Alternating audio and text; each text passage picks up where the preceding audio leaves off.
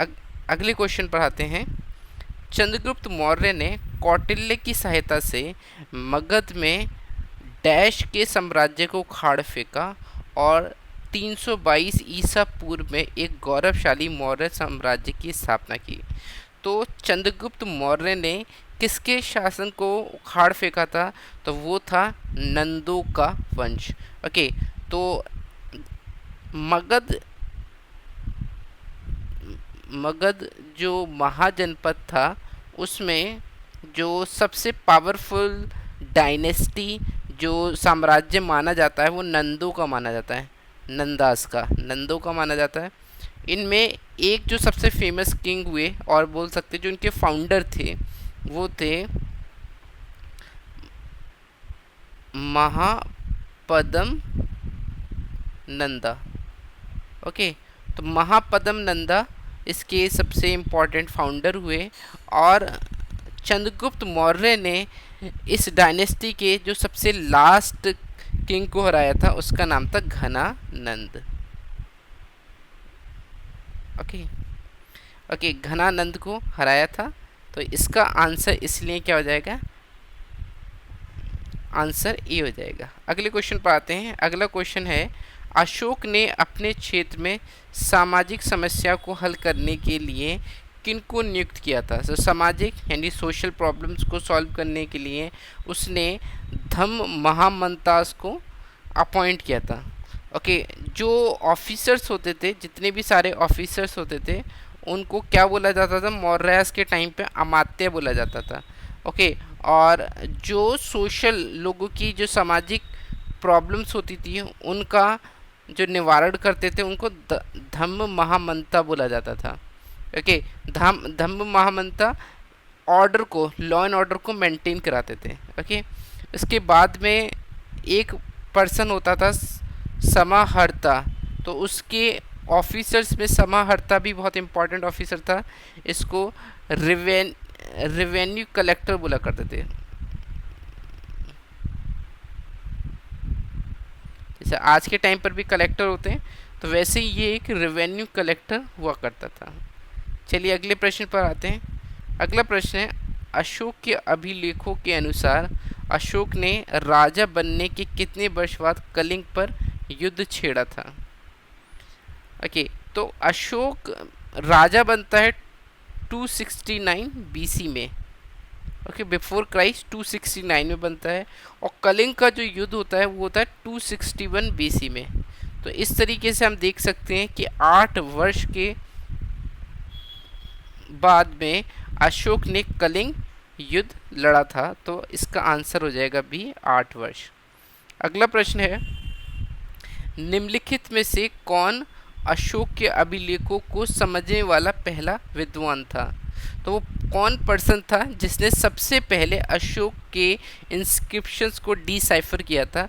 तो उस पर्सन का नाम था जेम्स प्रिंसेप और इसने इसको 1835 में ये काम किया था। 1835 ईस्वी में उसने अशोक के अभिलेखों का क्या किया था? समझने वाला विद्वान था, या डिसाइफर करने वाला फर्स्ट पर्सन था।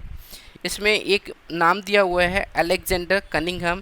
तो इसके बारे में बताना चाहूँगा कि ये भारत में जो पुरातत्व संस्था होती है जिसको हम आर्कियोलॉजिकल सर्वे ऑफ इंडिया बोलते हैं उसकी स्थापना करने वाले पर्सन थे और इन्होंने आर्कियोलॉजिकल सर्वे ऑफ इंडिया को 1861 में इंडिया में स्थापित किया था।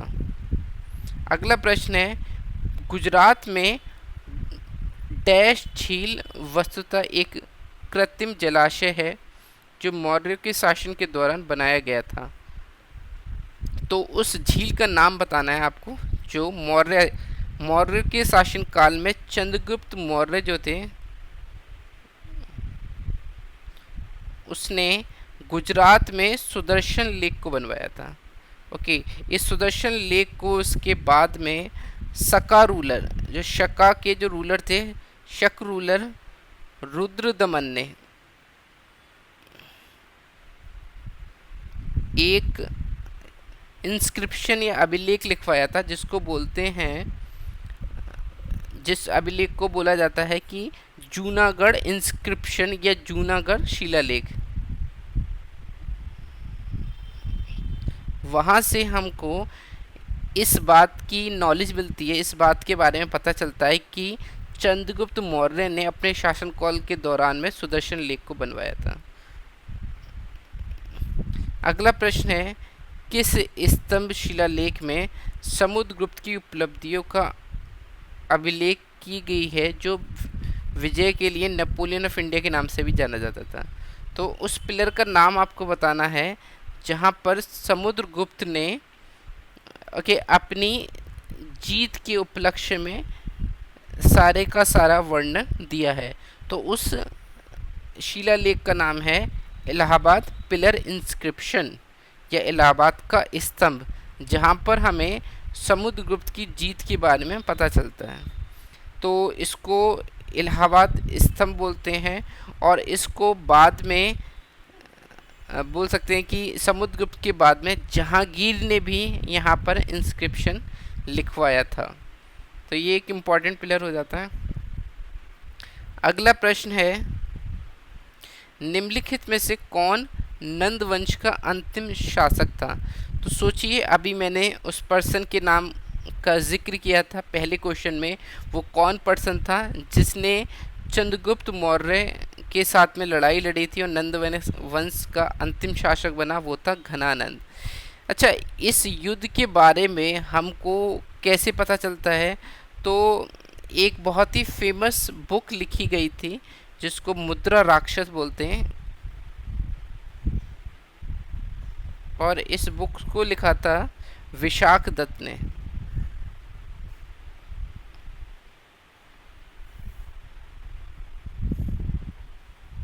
इस बुक के माध्यम से ही हमें पता चलता है कि एक ऐसा युद्ध हुआ था कि 322 ईसा पूर्व में, जब चंद्रगुप्त मौर्य ने कौटिल्य की सहायता से घनानंद को हरा दिया था।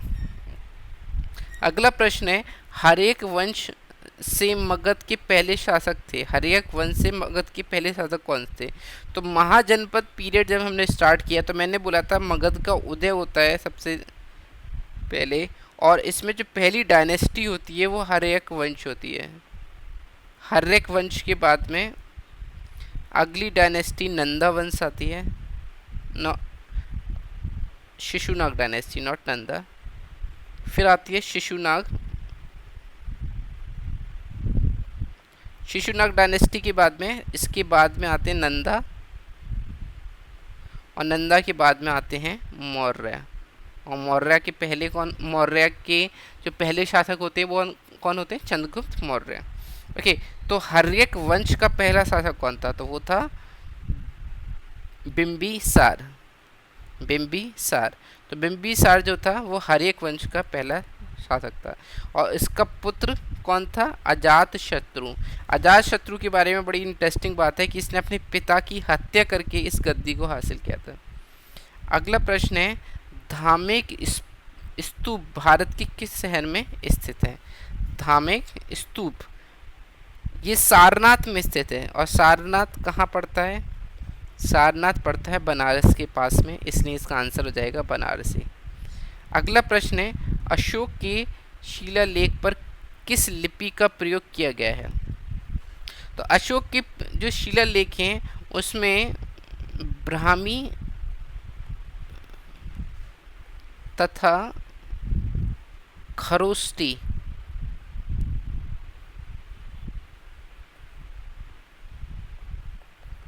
लिपि का यूज़ किया गया है, तथा इसके साथ में जो लैंग्वेज यूज़ की गई है उसका नाम है प्राकृत लैंग्वेज।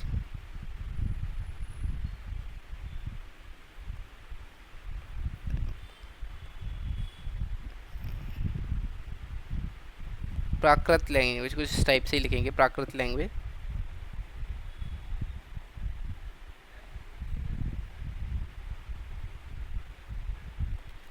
लिपि में और लैंग्वेज में बोल सकते हैं, स्क्रिप्ट में, ये स्क्रिप्ट बोलते हैं इसको, लिपि को स्क्रिप्ट बोलते हैं। स्क्रिप्ट में और लैंग्वेज में क्या डिफरेंस होता है? जैसे मैं ये लिखता हूँ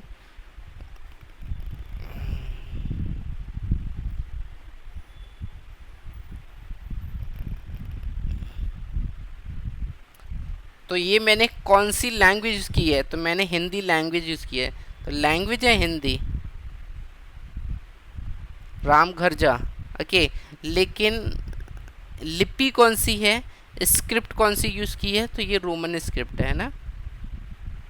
तो इस तरीके से लैंग्वेज स्क्रिप्ट का अंतर होता है, पता होना चाहिए। अगला प्रश्न है, अशोक ने समूचे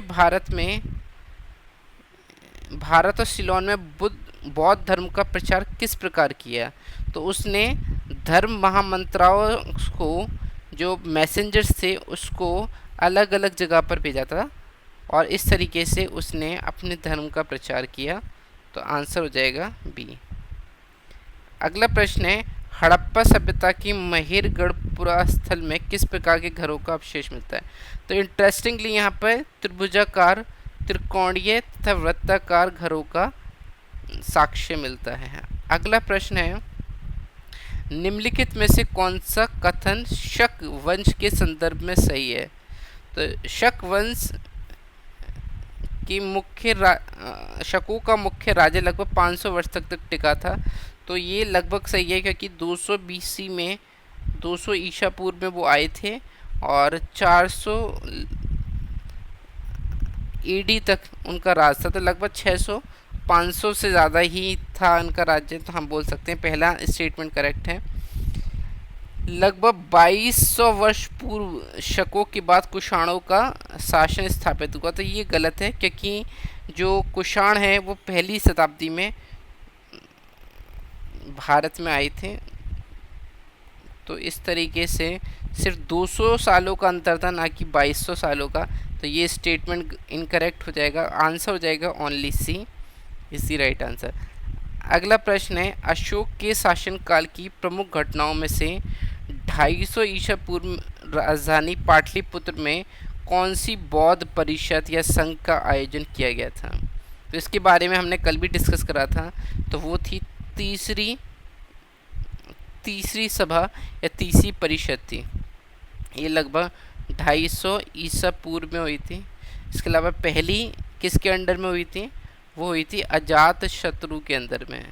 अभी जिसके बारे में हमने पढ़ा, अजात शत्रु जो हर्यक डायनेस्टी से बिलोंग करते थे, जिनके पिता का नाम बिंबिसार था, है ना, अभी पढ़ा था। दूसरा क्या है, दूसरी किसकी, कालाशोक, जो कौन थे, वो शिशुनाग डायनेस्टी से आते थे कालाशोक। और चौथी कनिष्क के पीरियड, जो कनिष्क डायनेस्टी से आते थे। अगला है, गौतमी पुत्र सतकर्णी किसका शासक था।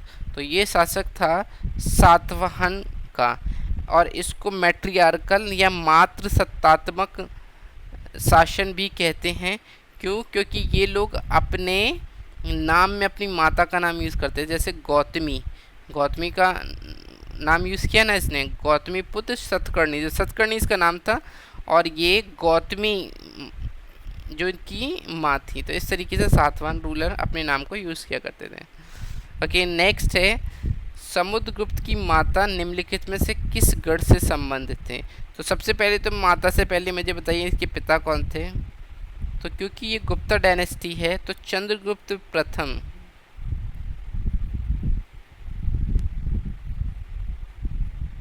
फर्स्ट, जो 319 AD में आए थे, वो इनके पिता थे। और उन्होंने शादी की थी लक्षवी प्रिंसेस कुमार देवी से,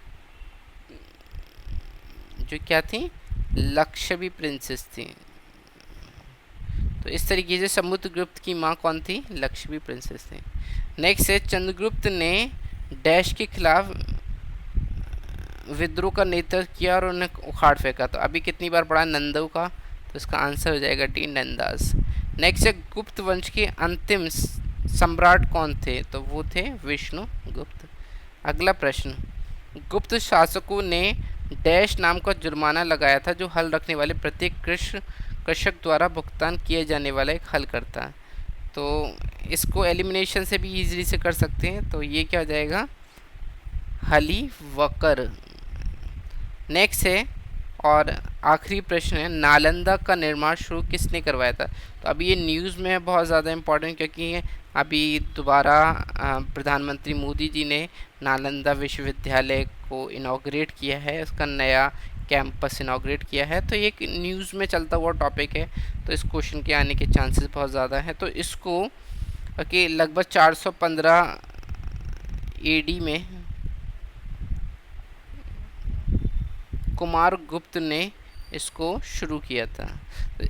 तो आज के लिए इतना ही दोस्तों, और इस चैनल को सब्सक्राइब कीजिए और ज़्यादा से ज़्यादा इस वीडियो को शेयर कीजिए, लाइक कीजिए और अपने सुझावों को कमेंट के माध्यम से मुझ तक पहुँचाइए, सो दैट मैं आपको उस टॉपिक पर क्वेश्चन करवा सकूं। चलिए ठीक है, आज इतना ही रहने देते हैं, अगली क्लास में फिर मिलेंगे। धन्यवाद।